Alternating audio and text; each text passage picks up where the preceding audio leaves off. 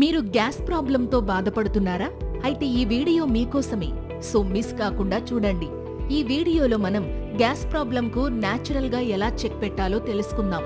ముందుగా gas problem వచ్చిన వెంటనే కొబ్బరి నీళ్లు తాగితే ఆ సమస్య తగ్గుతుంది. ఇంకా ఒక గ్లాస్ మజ్జిగలో కొత్తిమీర వేసుకుని తాగినా అజీర్తి తగ్గి గ్యాస్ ప్రాబ్లం తగ్గిపోతుంది. ఇంకా చెప్పాలంటే అల్లం కూడా గ్యాస్ సమస్యను తగ్గించడంలో చాలా ఎఫెక్టివ్ గా పనిచేస్తుంది.